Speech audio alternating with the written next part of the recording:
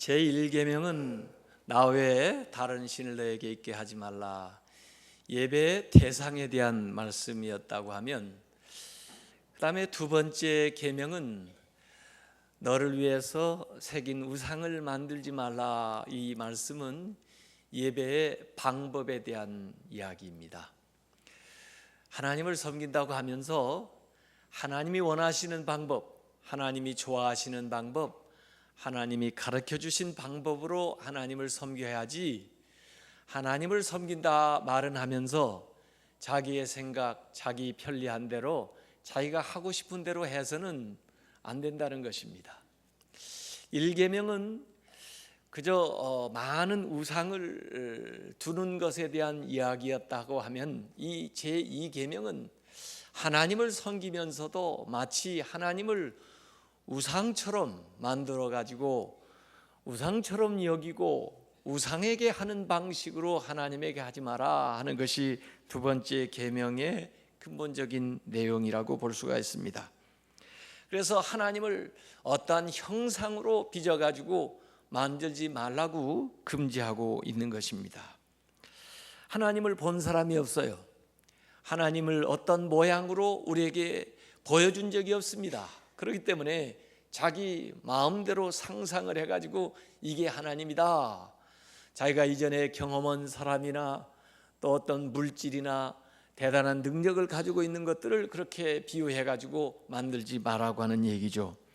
신명기 4장 15절 16절에 여호와께서 호렙산 불길 중에서 너희에게 말씀하시던 날에 너희가 어떤 형상도 보지 못하였은즉, 하나님의 음성만 들었지 하나님의 모습을 보지는 못했어요.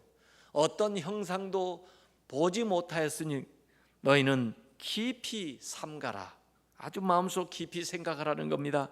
그리하여 스스로 부패하여 자기를 위해 어떤 형상대로든지 우상을 새겨 만들지 말라 그랬습니다. 우상을 새겨 만드는 것은 스스로 부패하게 되는 경우이죠.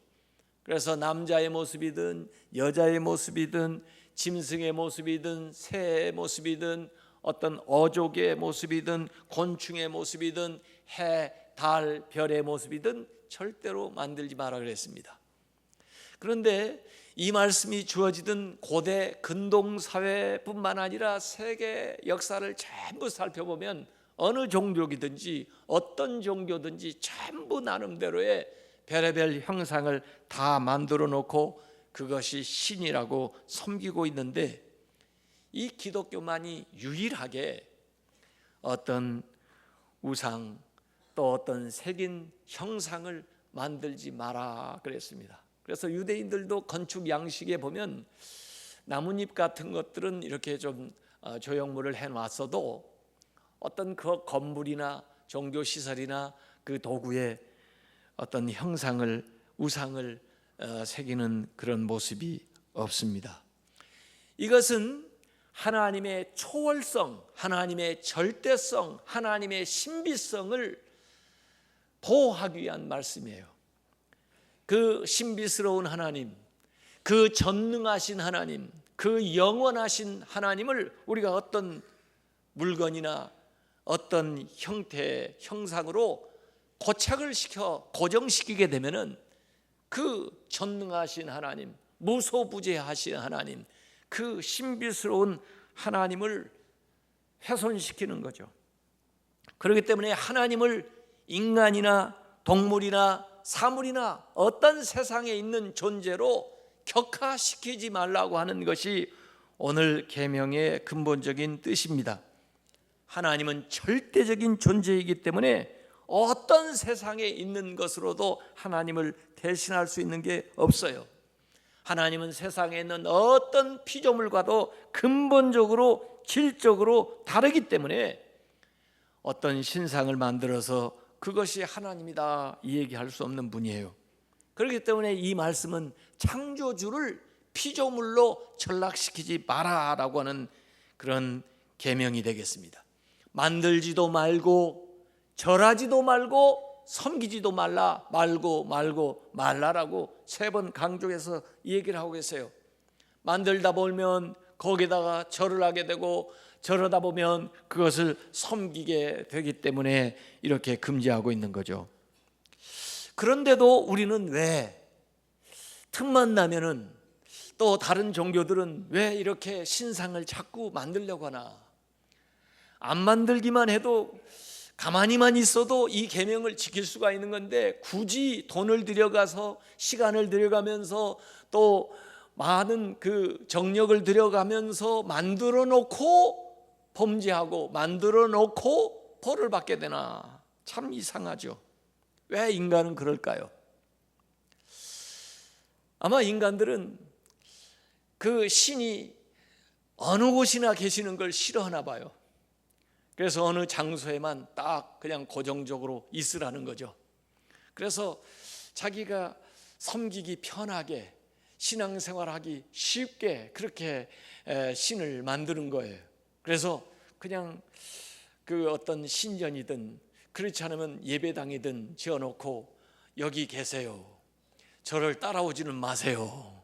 제가 일주일에 한 번씩 와서 면회를 할게요.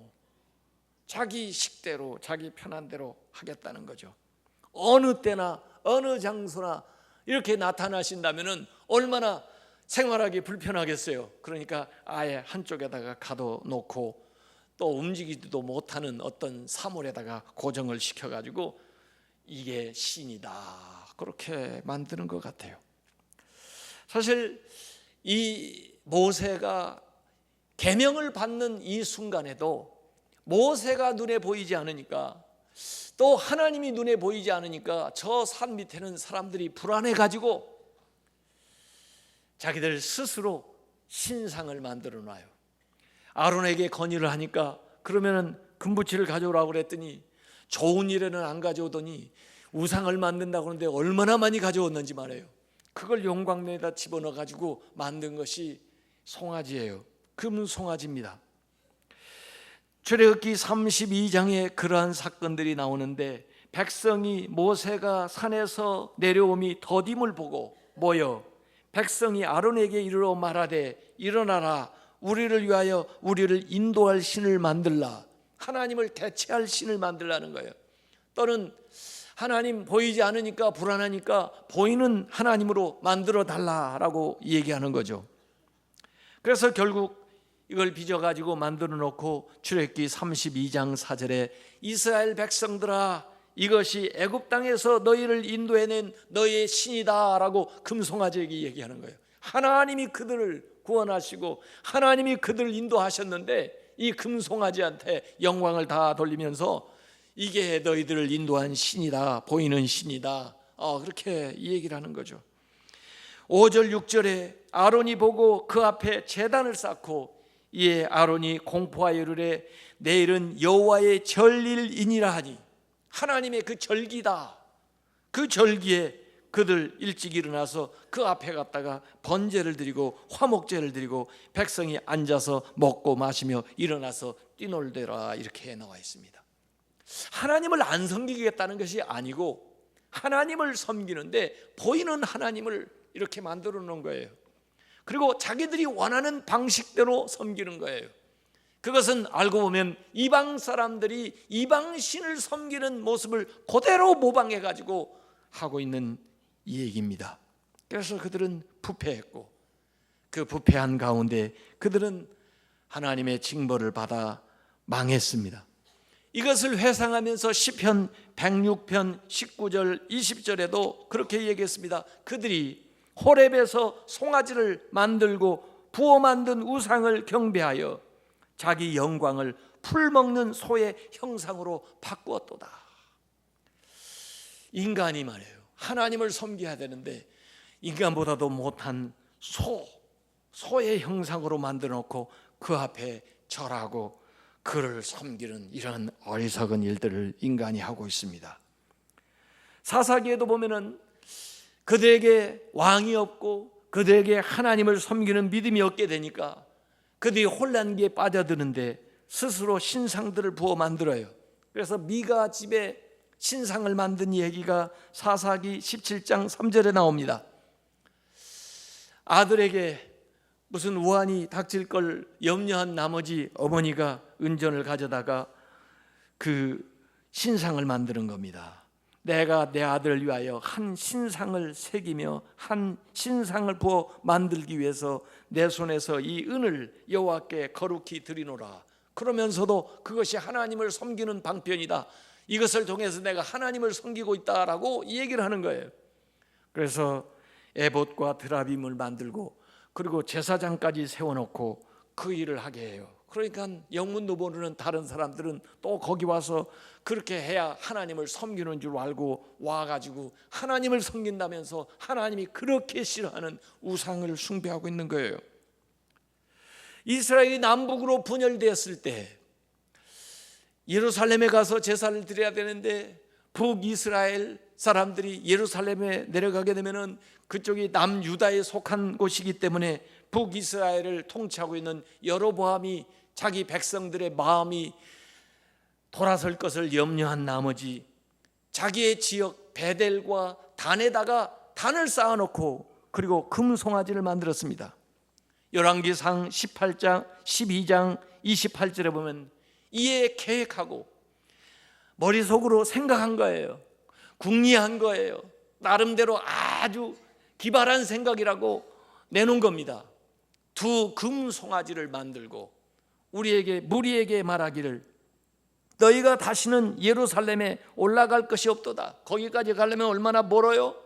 거기까지 갈 필요도 없다 이거예요. 이스라엘아, 이는 너희를 애굽 땅에서 인도하여 올린 너희의 신들이라 하고 하나님이 하신 일을 이 송아지를 만들어 놓고 거기에다가 이 송아지가 하나님이 받아야 될 영광을 받도록 하나님의 영광을 가로채게 하나님을 섬긴다고 하면서 자기들의 편리와 자기들의 생각을 따라서 자기들의 방식대로 행하는 것, 이것이 제2계명을 어기는 것입니다.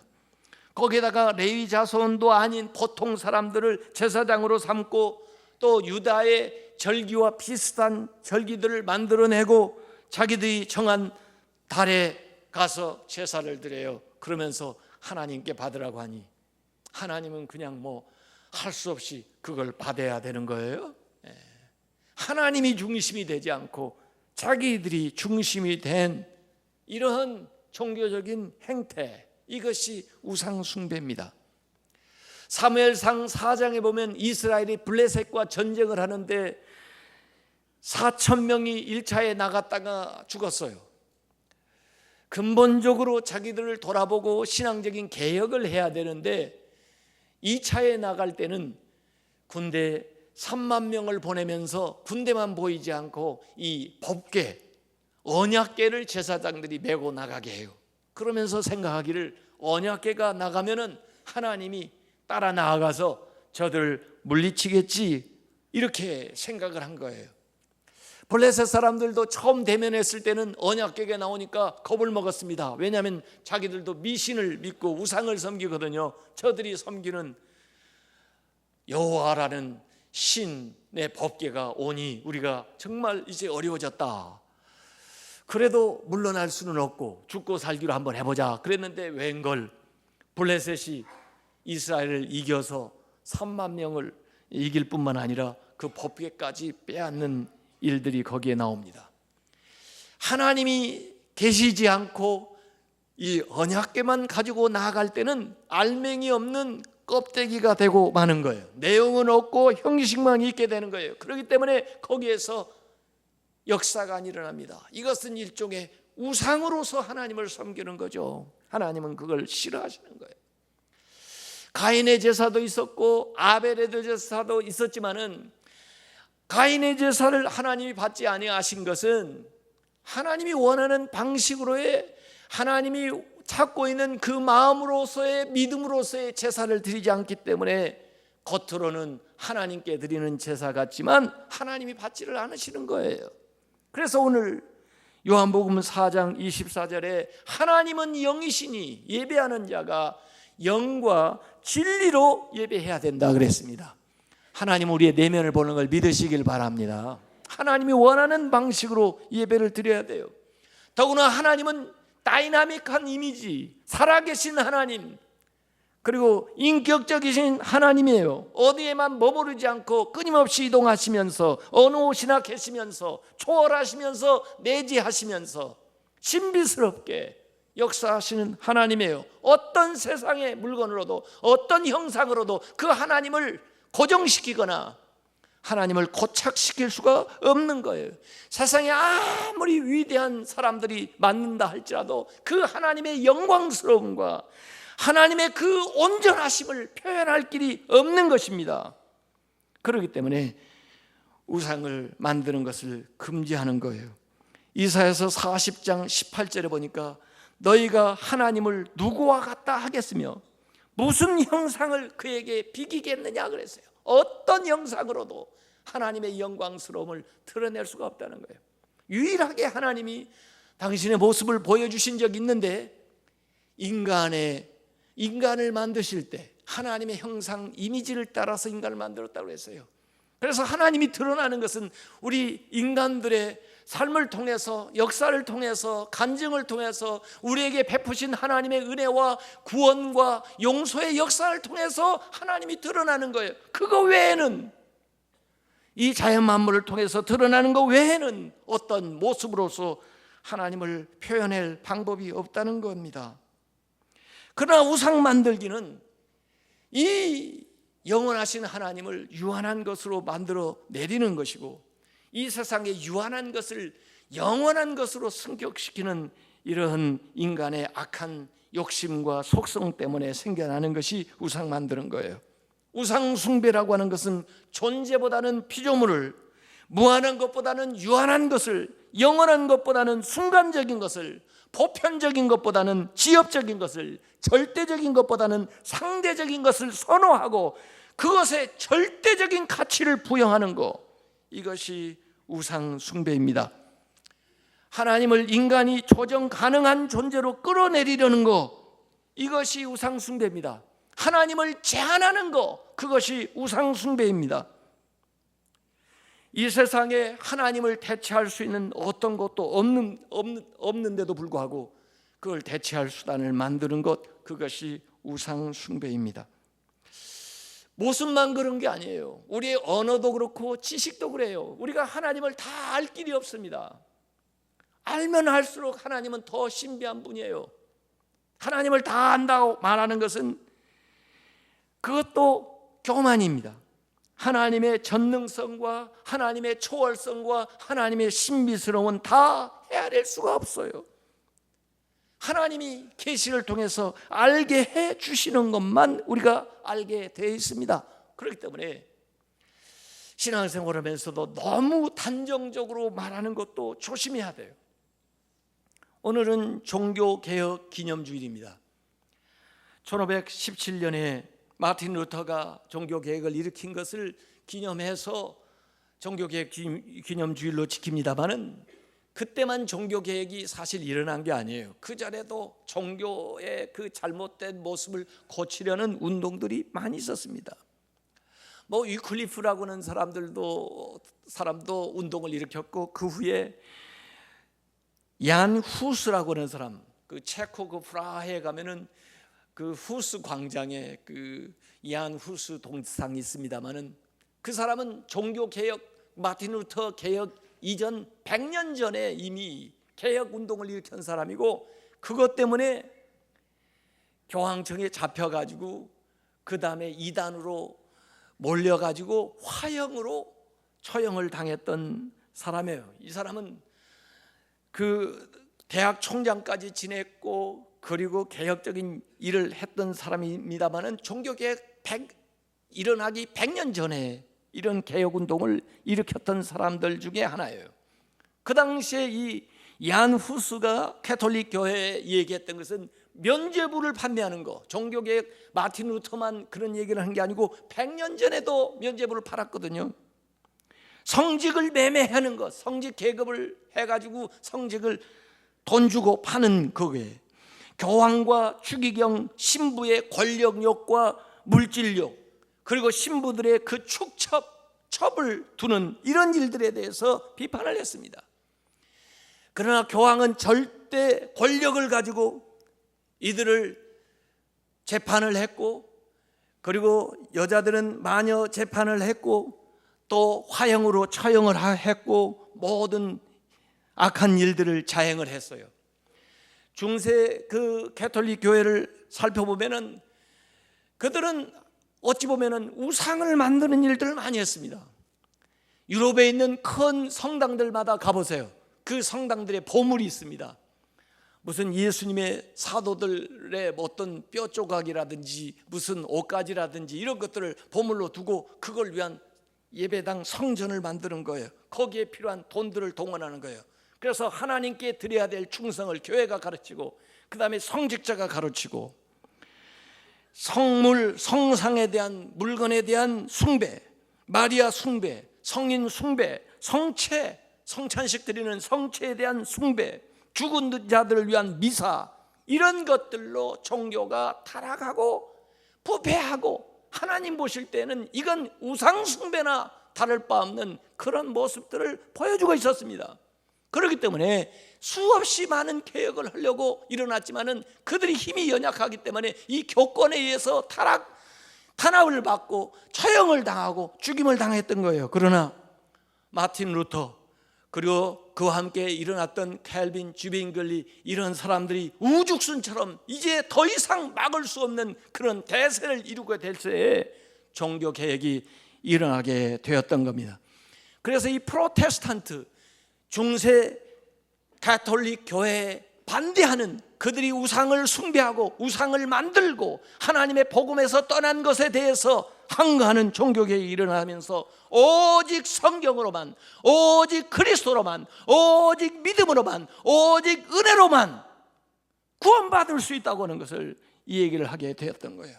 그리고 모든 하나님 믿는 사람들은 만인 제사장이라 하나님 앞에 담대히 나아갈 수 있다는 거예요. 그 당시에 성직 계급을 철폐하는 개혁적인 사상들을 이야기했던 것입니다. 그러면 오늘 우리의 교회는 어떻게 됐냐? 과거의 중세교회와 비슷한 모습들을 하고 있어요. 예배당 건축이 마치 하나님께 드리는 충성인 마냥 사람들 거기로 몰아가고 있어요. 교권이, 성직자가 마치 하나님의 자리에 우상에 올라가 가지고 마치 하나님처럼 역할을 하고 있어요. 교회의 일들이 이래서 하나님의 이름으로 모여 가지고 하나님을 섬기는데 하나님이 원하는 방식으로 하나님을 섬기지 않고 다른 것들을 세워 가지고 우상 숭배를 하고 있는 모습들이 오늘날 우리에게 보이는 겁니다. 이걸 개혁해야 되는 것입니다. 이걸 고쳐 나가지 않으면은 우리가 이 개혁의 정신을 이어받은 프로테스탄트라고 이야기할 수가 없는 것이죠. 물론 예술적으로 무슨 상징이나 이런 것들을 최소한 만들 수가 있습니다. 그러나 그걸 예배할 목적으로, 또 그것이 하나님의 자리에 차지하거나 마치 하나님께 드려야 될 충성과 헌신을 가로채게 되면은 그것은 명백한 우상 숭배가 되는 겁니다. 이 계명은 사실 둘째 계명은 신자들에게 준 계명이에요. 안 믿는 사람에게 준 계명이 아니고 교회를 다니는 사람에게 준 계명이에요. 내가 하나님을 믿으면 하나님을 제대로 믿으라는 겁니다. 하나님을 하나님답게 만들으라는 거예요.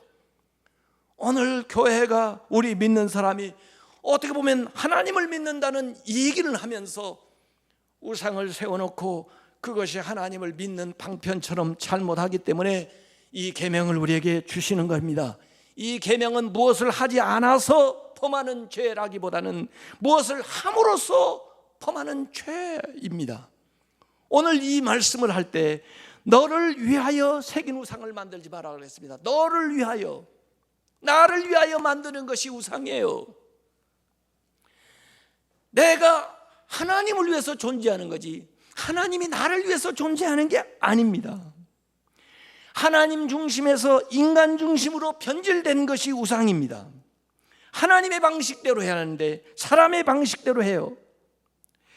하나님이 원하는 방식으로 섬겨야 되는데 내가 하고 싶은 방식으로 하나님을 섬겨요. 이게 우상입니다.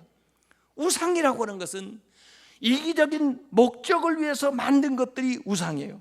우상 숭배는 자기의 욕심을 채우는 것이 우상 숭배입니다. 우상 숭배는 인간의 가장 이기적인 행위가 우상 숭배예요. 그래서 나를 만든 신이 아니라 내가 만든 신입니다. 내가 목적이 되고 신은 수단이 되는 거예요.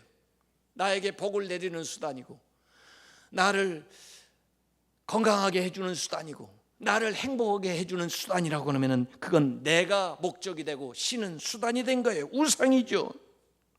이런 방식으로 예배를 드리는 사람은 하나님도 우상으로 만들고 있는 거죠. 현세적인 목적을 위해서 신을 조종할 수 있다. 그래서 자기의 개인 신을 만들고 자기 가정 신을 만들고 그리고 민족 신을 만들고 이렇게 하는 것은 주술이고 우상 숭배입니다. 하나님이 싫어하는 거예요. 다니엘서 5장 23절에 보면 벨사살 왕이 우상을 만든 얘기가 나옵니다.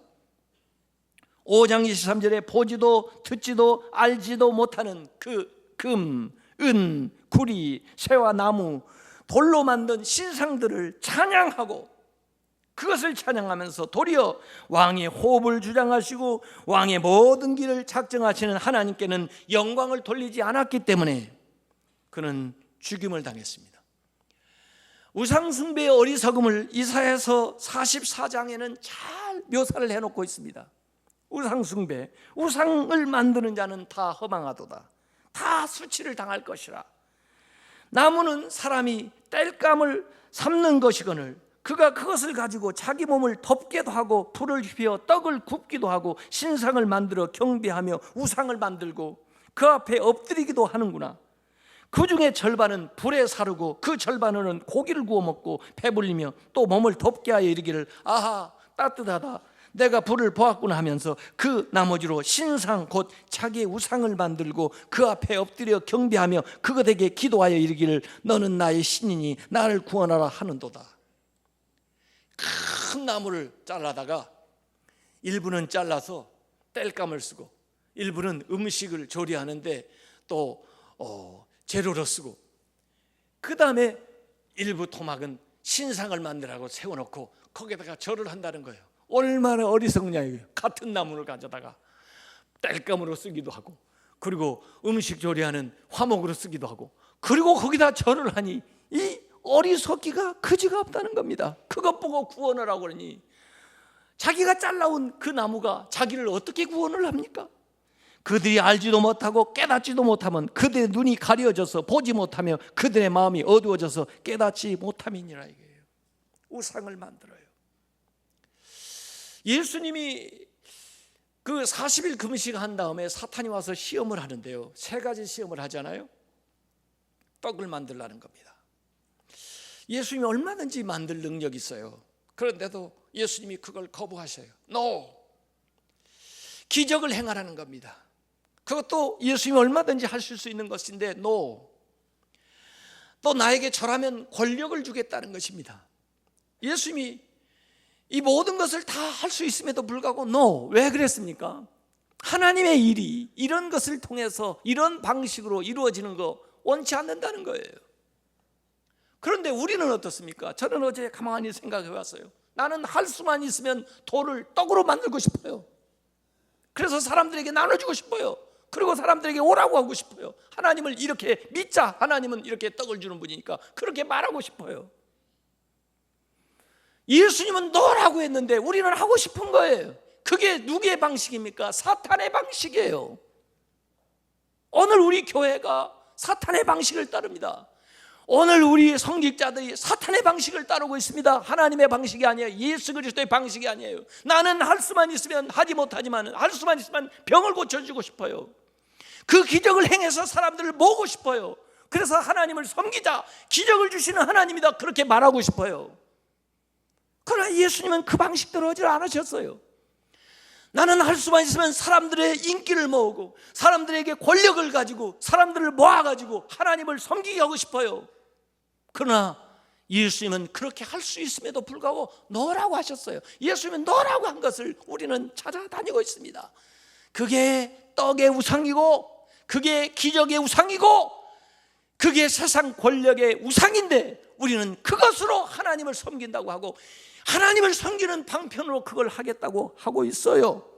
그게 오늘 교회가 잘못하는 것입니다.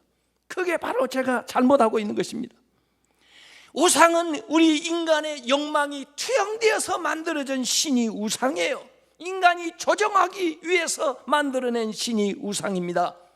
우상이란 스스로 존재하는 존재자가 아니에요.